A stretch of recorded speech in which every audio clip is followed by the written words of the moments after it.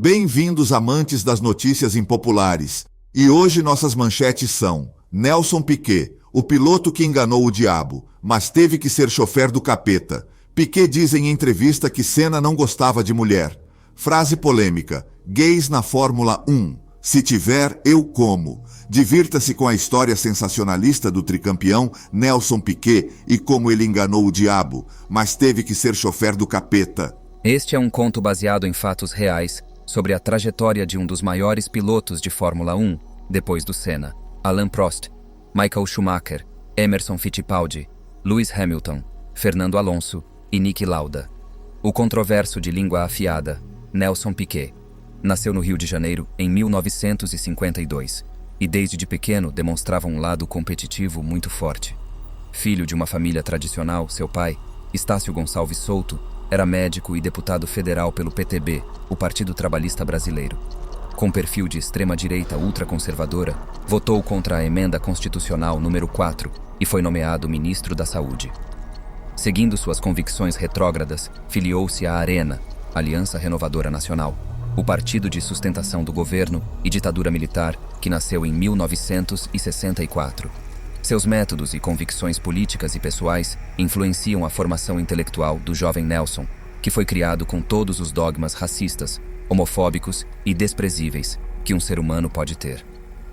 Seu pai obrigava os filhos a se sentirem uma raça superior, menosprezando os menos afortunados, em especial os homossexuais e negros. Isso fica evidente na conduta que acompanhamos na trajetória de Nelson Piquet. Nelsinho, como era chamado por seus familiares, teve uma juventude louca na capital brasileira. Ele era um típico representante de filhos de políticos que não sabem o que são limites. Com apenas 13 anos, organizava badernas, rachas, agressões a minorias e, pior, mais de uma vez usou o recurso: sabe quem é o meu pai? É o deputado Souto Maior, para se livrar de punições. E seu pai, que é da geração, a mulher que cuida da casa e da criação dos filhos, não sabia nada sobre as confusões que Nelsinho se envolvia e apenas incentiva o garoto a jogar tênis, mas o Nelsinho não gostava e dizia para quem quisesse ouvir que aquele esporte era de maricas. Se não fosse filho de político, o destino de Nelson seria um reformatório, mas ele era muito hábil e, na hora das confusões, conseguia induzir as pessoas a acreditar que era inocente e que tudo era uma armação dos esquerdistas. Tudo levava a crer que Nelson se tornaria um político parasita, como muitos que vemos até hoje, que fazem esquemas de rachadinhas, lavagem de dinheiro, extravio de joias e muito mais. Mas o destino estava prestes a mudar. Nelson e seus amigos foram a um posto de gasolina famoso na Asa Norte e começaram a beber e fumar maconha. Era um posto onde a rapaziada se encontrava após os shows de rock alternativo que aconteciam no Distrito Federal. Na ainda incipiente vida cultural de Brasília, alguns jovens filhos de diplomatas, acadêmicos, políticos e servidores públicos começaram a formar a chamada Turma da Colina, referência ao conjunto de prédios residenciais dos funcionários da UNB, onde se reuniam. Alguns filhos de políticos optaram pela música ao invés da baderna, e disso nasceu a banda Aborto Elétrico. O Aborto Elétrico gerou duas das maiores bandas do movimento. Renato Russo fundou a Legião Urbana, os irmãos Fê e Flávio Lemos, o Capital Inicial, mas outros preferiram criar as gangues de delinquentes, onde Nelsinho era sempre visto. Se você conhece um pouco sobre o rock alternativo de Brasília, sabe que as letras das músicas eram baseadas em acontecimentos reais do que acontecia naquela cidade sombria. Dizem que a letra Faroeste Caboclo tem muito a ver com o que a turma de Nelson fazia nas noites da cidade. Mas voltando à noite de Nelson com os amigos no posto, um deles, no auge da loucura, viu um Maverick estacionado com a chave no contato e resolveu roubá-lo só para dar uma volta. E nisso, ele levou Nelson junto, que adorava situações extremas. Eles entraram no carro e saíram disparados. O que eles não sabiam era que o carro pertencia a um filho de um desembargador que sempre andava com seguranças. E assim que viram o Maverick partir, seguiram atrás. Os seguranças estavam com um Opala 6 cilindros. E a perseguição começou. Piquet, que estava ao volante, sabia que não podia ser pego, pois seu pai, cansado das suas confusões, estava com tudo pronto para mandá-lo para um colégio interno. Piquet viu o Opala preto se aproximando, mas ele estava em um Maverick 8 cilindros, e assim ele acelerou tudo que podia e deixou os seguranças comendo poeira. Essa adrenalina fez que Nelson sentisse algo que nunca havia sentido: emoção, tesão, adrenalina, tudo que a vida de tenista, que me desculpes os fãs do Guga Kuerten, não proporciona. Jogar tênis é como ir a um baile e dançar com a sua irmã, dizia Nelson Piquet. Piquet já estava praticamente fora dos arredores de Brasília quando um bode branco atravessou na sua frente. Por instinto, desviou e o carro saiu da pista. O Maverick voou mais de 200 metros, capotou e caiu em um barranco. Seu amigo, apesar dos ferimentos, conseguiu sair rapidamente do carro, mas Nelson estava preso no banco com um cinto. Ele nunca usava, mas naquele dia resolveu colocar. E naquela época, os cintos eram enfeites. Começou a vazar gasolina e o carro estava começando a pegar fogo. Nelson viu toda a sua curta vida passar na frente dos seus olhos. O fim da sua curta vida estava chegando. Neste exato momento, uma névoa invadiu o carro.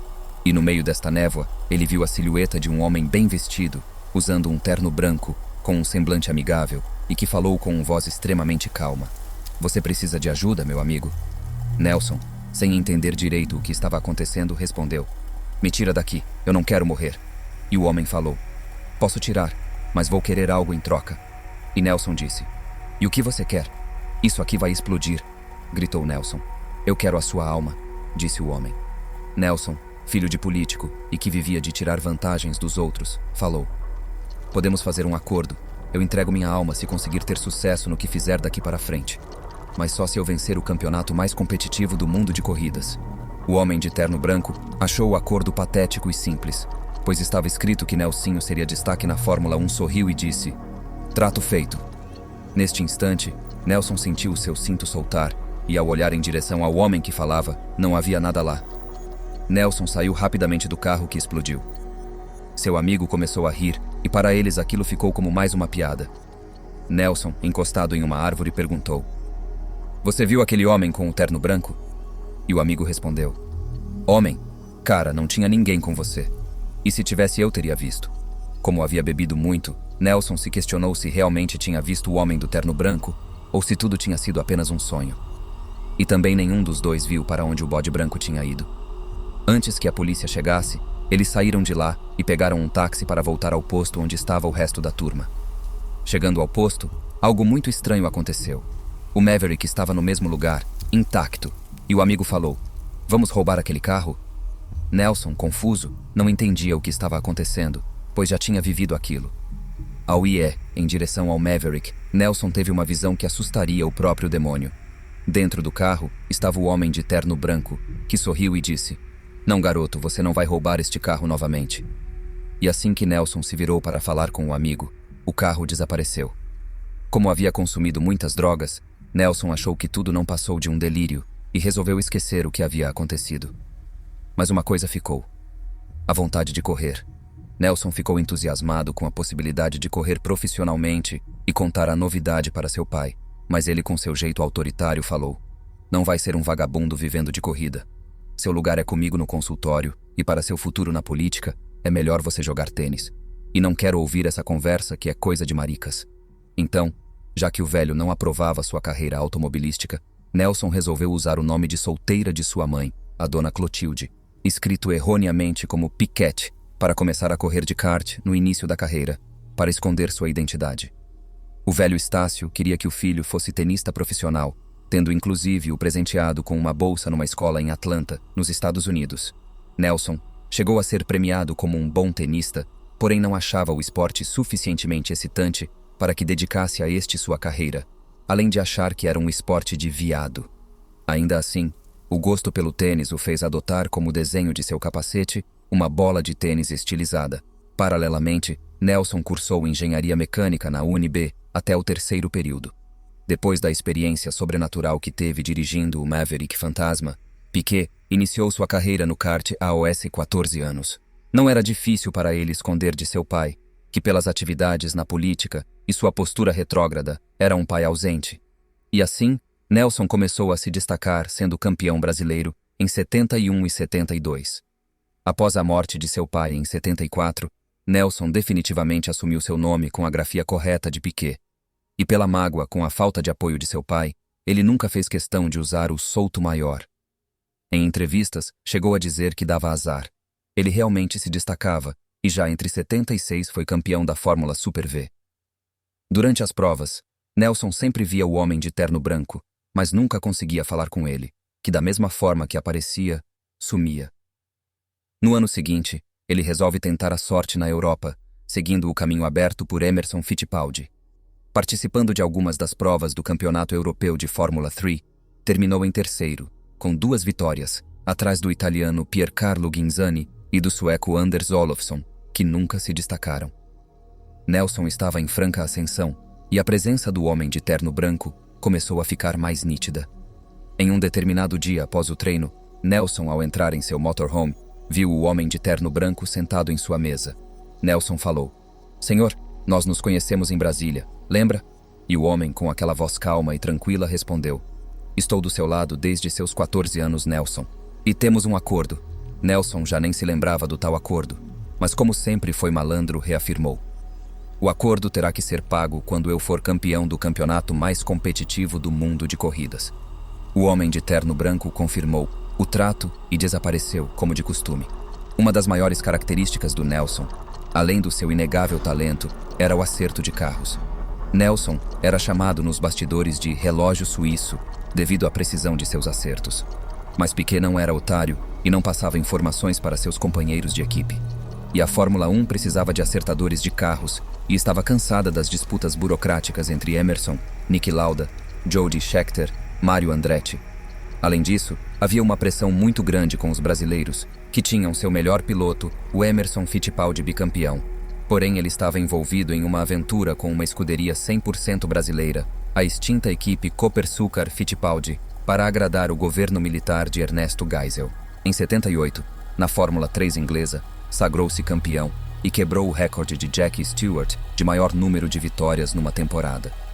Sua estreia na Fórmula 1 aconteceu em um teste oferecido pela já extinta equipe BS Fabrications, de Bob Sparshott, que tinha um McLaren M23.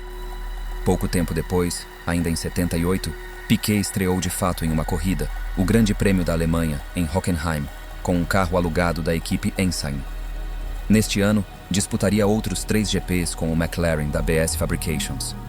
Com o carro da pequena equipe inglesa, abandonou na Holanda e na Áustria, terminando em 9º lugar na Itália, na corrida em que morreu o piloto sueco Ronnie Peterson.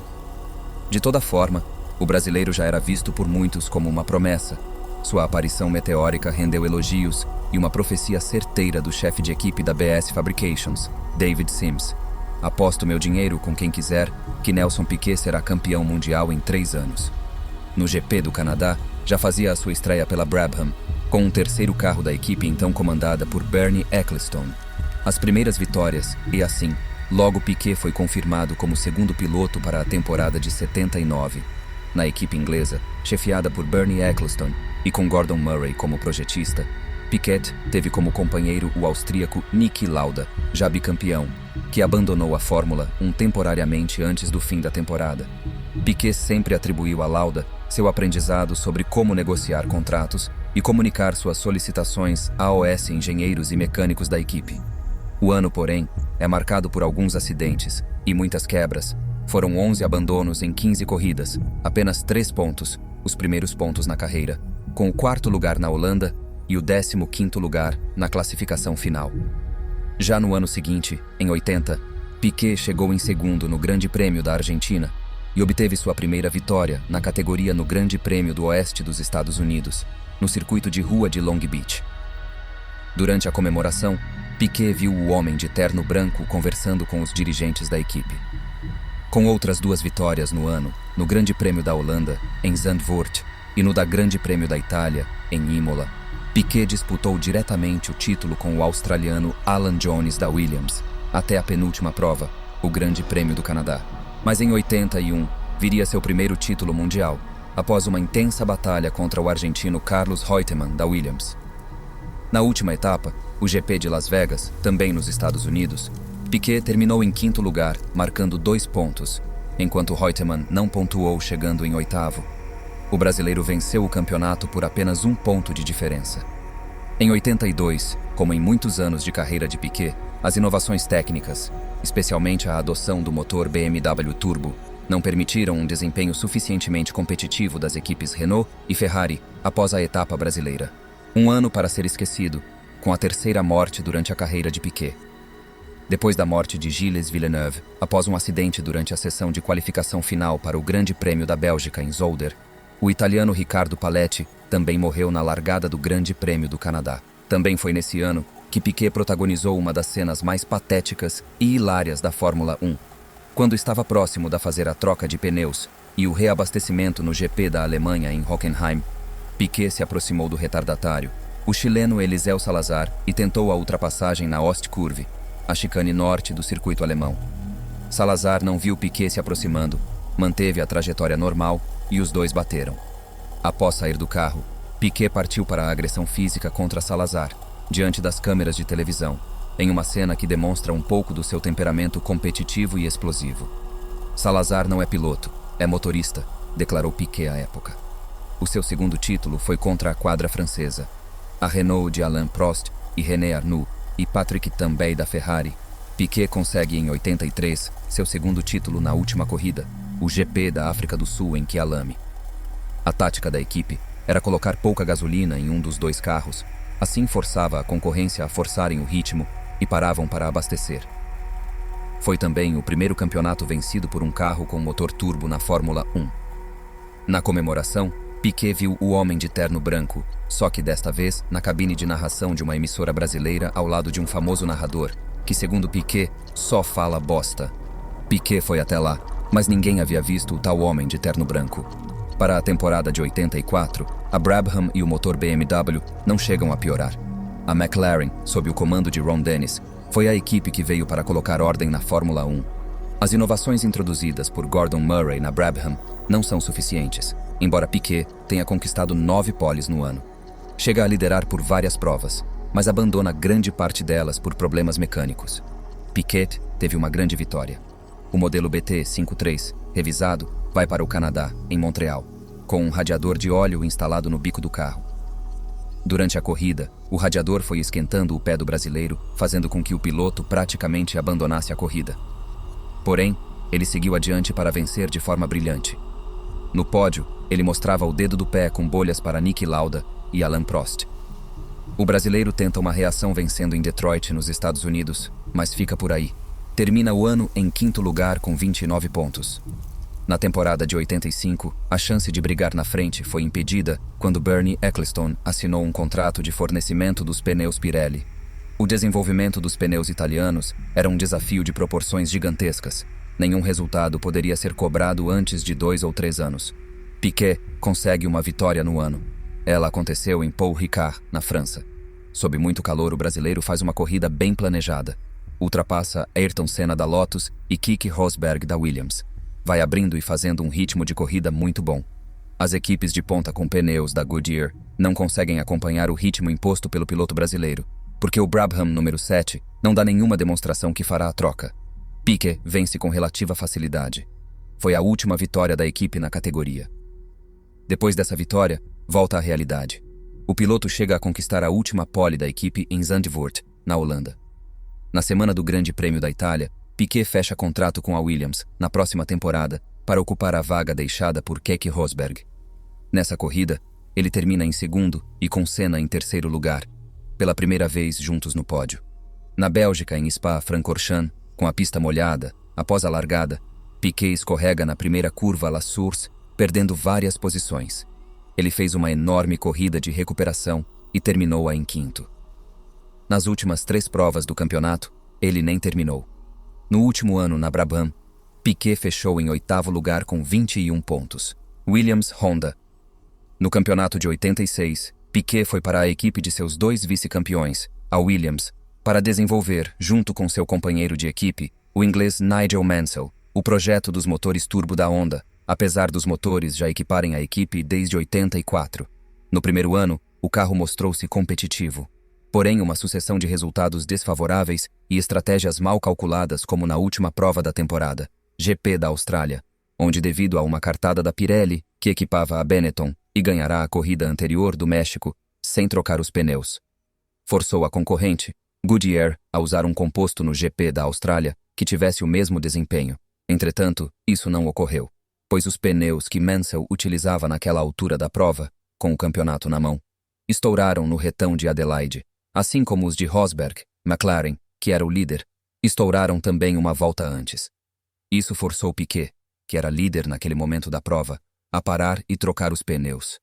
E dessa forma, perder a vitória e o campeonato para Prost, McLaren, que havia trocado os seus pneus antes devido a um furo. Parte do fracasso se deu devido a um grave acidente sofrido pelo dono da equipe, Frank Williams, que dias antes foi visto conversando com o homem do terno branco, possivelmente sobre a contratação de Nelson Piquet, o que o deixou afastado do comando da equipe por vários meses e fadado a uma cadeira de rodas pelo resto da vida. Frank foi o responsável pela contratação de Piquet, enquanto o seu sócio e engenheiro-chefe da equipe, Patrick Head, cumpria à risca o contrato de Piquet, na qual exigia a preferência no carro reserva, mas dava igual tratamento a Nigel Mansell dentro da equipe. Mansell era chamado por Piquet de o idiota veloz. Minha estratégia é não deixar o outro piloto vencer. No Grande Prêmio da Alemanha de 86 em Hockenheim, Piquet usou a experiência. Na 15ª volta, Nigel Mansell, com o carro instável, errou uma freada e saiu da pista, prejudicando o rendimento dos seus pneus. O piloto avisa pelo rádio a sua equipe para colocar pneus novos nos boxes. A equipe rapidamente se prepara para recebê-lo, mas quem aparece no pit foi o Williams número 6 do piloto brasileiro. Piquet, brilhante, havia antecipado sua parada para trocá-los. Dentro do pit, pelo rádio, Patrick Head comunica ao piloto inglês para não entrar nesta volta, forçando-o a completar mais uma com os pneus bem gastos, já que a equipe estava comprometida com a execução do carro do seu companheiro de equipe. O duelo com o novato, desafeto Ayrton Senna. Na primeira edição do Grande Prêmio da Hungria, Piquet realizou sobre Ayrton Senna a ultrapassagem que muitos consideram como a mais bela de todos os tempos na Fórmula 1, no fim da reta dos boxes, pelo lado de fora de uma curva de 180 graus, escorregando nas 4 rodas. O tricampeão Jack Stewart, comentando a cena, disse que era como fazer um looping com um Boeing 747. Em 87, as Williams dominaram a temporada. Piquet sofreu um grave acidente logo no início do ano, nos treinos para o Grande Prêmio de San Marino, no circuito de Imola, na mesma curva, Tamburello, que se tornaria famosa pela morte de Ayrton Senna. Essa curva é definitivamente amaldiçoada. Acidentes com Piquet, Berger, Senna. Depois desse acidente, minha visão nunca mais foi a mesma, e eu perdi uma parte da noção de profundidade, declarou Piquet anos depois.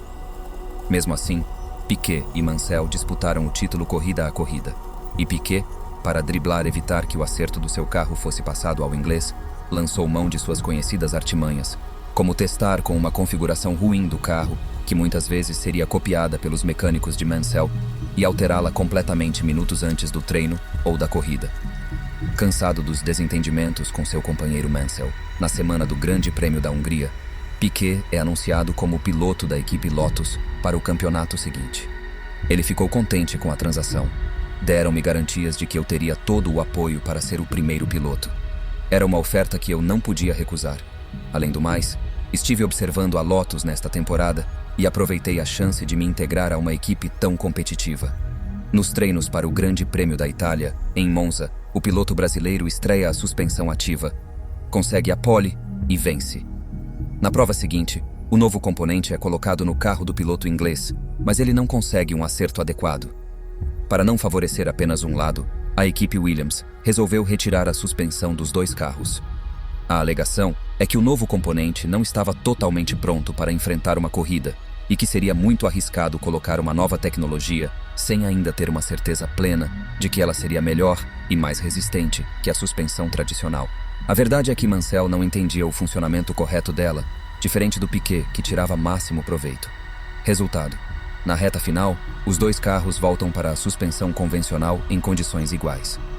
Nos GPs da Espanha e México, Mansell venceu, com Piquet em 4º e 2º lugar, respectivamente. O brasileiro vai para o Japão com 12 pontos de vantagem. Nos treinos oficiais de sexta-feira no circuito de Suzuka, na ânsia de superar o tempo do seu companheiro de equipe, Mansell sofre um forte acidente. Embora não o tenha causado ferimentos sérios, deixou-o sem condições para disputar a prova. E Piquet sagrou-se tricampeão mundial por antecipação. A Honda, então consagrada com o melhor motor turbo na época, deixou a Williams, e em 88 passou a equipar a McLaren e a Lotus. Para a McLaren, conseguiu a contratação de Ayrton Senna, e para o lugar que Senna deixou na Lotus, levou Nelson Piquet com um contrato milionário. Mas o carro amarelo da lendária equipe, projetado pelo engenheiro francês Gerard Ducarouge, mostrou-se problemático. Mesmo tendo o motor japonês, a Lotus não tinha forças para lutar com a mesma intensidade que a McLaren.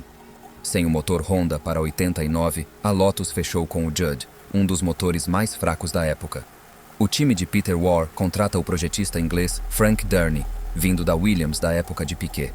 Com o novo conjunto, o modelo 101 e motor Judd, o piloto só conseguia disputar posições pelo bloco intermediário e de vez em quando dava para marcar alguns pontos.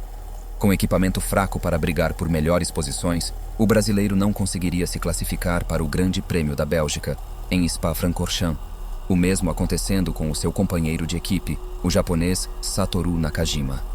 Pela primeira vez na história que o time britânico ficava ausente de uma corrida e a segunda vez na carreira do tricampeão brasileiro. Desiludido com as 2 temporadas frustrantes na Lotus, no início do mês de setembro, Piquet assinou o contrato com a equipe Benetton para a temporada de 90. No final do mês, na semana do GP da Espanha, a escuderia anglo-italiana contrata o projetista inglês John Barnard. Ele se junta ao piloto brasileiro num projeto ambicioso: disputar de fato o título mundial. Cumprindo as últimas 3 provas pela equipe britânica, o melhor que ele consegue foi o 4º lugar no Japão. Na última prova, o GP da Austrália, com chuva, na reta Brabham, Piquet acerta a traseira do Osella do italiano Piercarlo Ghinzani, última corrida na carreira. Numa despedida sem grandes resultados e tendo que disputar posições com o pelotão intermediário, Piquet terminou em 8º lugar no campeonato. Para desespero de Piquet, o homem de terno branco foi visto conversando com Flávio Briatore sobre um jovem alemão que estava surgindo. Era um tal de Michael Schumacher. A falta de potência do motor Cosworth-Voto era compensada pelo notável equilíbrio do chassi, e após algumas boas corridas, Piquet vence o polêmico GP do Japão. Aquela prova, segundos depois da largada que Senna enfia o seu carro na traseira da Ferrari de Prost, ao tentar fazer a primeira curva da pista e com os 2 fora da pista, acabou decidindo o campeonato a favor do brasileiro da McLaren. A vitória teve sabor mais especial ainda para Piquet, porque o segundo colocado foi o seu amigo de adolescência Roberto Moreno, também pela Benetton, estreando como substituto de Alessandro Nannini, que havia sofrido um gravíssimo acidente de helicóptero que o afastou em definitivo da Fórmula 1. Piquet manteve a boa fase e também venceu a corrida seguinte. Era o Grande Prêmio da Austrália e com ultrapassagens sobre Gerhard Berger, Alain Prost e Nigel Mansell, o brasileiro da Benetton se posicionou em segundo e contou com batida de Ayrton Senna para assumir a ponta e vencer o emblemático GP de número 500 da Fórmula 1. Em 91, ainda na Benetton, Nelson Piquet conquistou sua última vitória na Fórmula 1 no Grande Prêmio do Canadá, em cima do seu adversário favorito, o idiota veloz Nigel Mansell.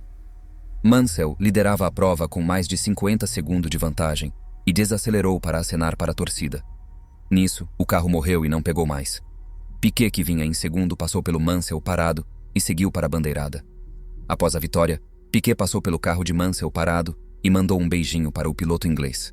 Neste mesmo ano, a Benetton substituiu Roberto Moreno pelo jovem talento Michael Schumacher, confirmando os boatos que circulavam nos paddocks sobre a conversa do homem de terno branco com Flávio Briatore, que até então havia disputado apenas sua corrida de estreia na Fórmula 1. O fim do ciclo na Fórmula 1. Insatisfeito com as perspectivas da sua equipe para a temporada de 92, já que o novo motor Ford Cosworth não era suficientemente potente para deixá-lo em condições de voltar a brigar por títulos. Piquet, então com 39 anos de idade, 204 GPs no currículo e 3 títulos mundiais, decidiu abandonar a categoria máxima do automobilismo após chegar em 4º lugar no chuvoso Grande Prêmio da Austrália. Encerrou sua carreira na principal categoria em 6º lugar. Quando tomou a decisão de parar de correr na Fórmula 1, ao entrar em seu motorhome, Nelson Piquet viu o homem de terno branco sentado, com um papel na mão e sorrindo. O homem falou: "Nelsinho, hora de acertar as contas." Nelson, que era um mestre na enganação tal qual Locke, sorriu e falou: "Certo, mas o acordo não foi cumprido. Eu não fui campeão no campeonato mais competitivo do mundo de corridas." E o homem de terno branco ficou irritado pela primeira vez em 25 anos que acompanhava o piloto brasileiro. Como assim? E foi a primeira vez que o homem de branco mostrou sua real aparência. "Nós te demos 3 títulos. Evitamos que você morresse 2 vezes. Lembrem-se das mortes dos 2 pilotos durante a carreira de Piquet.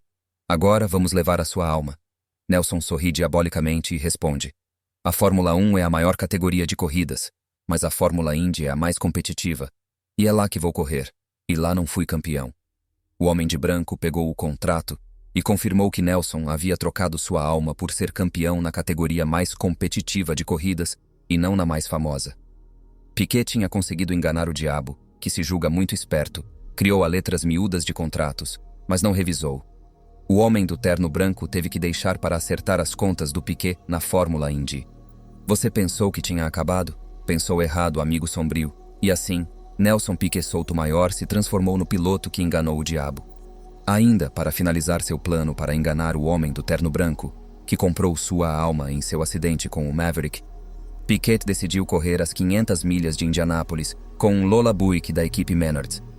Ele teria que se firmar, conquistar o título, algo que foi feito por Emerson Fittipaldi, e assim fechar o seu acordo, ou falhar na tentativa e invalidar o acordo. Mas Nelson tinha uma cartada final em sua mente. Ele rapidamente se destacou como o mais rápido entre os estreantes.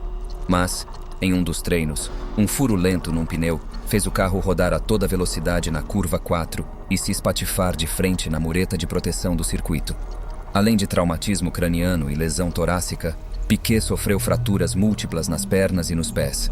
Várias cirurgias no Hospital Metodista de Indianápolis reconstruíram os membros inferiores, mas deixaram sequelas que obrigaram o brasileiro a abandonar as categorias de monopostos. Ainda internado e se recuperando das cirurgias complexas, Nelson recebe a visita do homem do terno branco, que senta ao seu lado e diz: você venceu, Nelson. Não tem como te dar o que pediu, pois não terá condições de disputar o título da Fórmula Indy. Sendo assim, o trato está desfeito. Nessa hora, Piquet caiu em gargalhada, pois ele nunca teve a intenção de ganhar o título da Fórmula Indy. Isso foi tudo parte do plano sombrio de Piquet para não pagar sua dívida.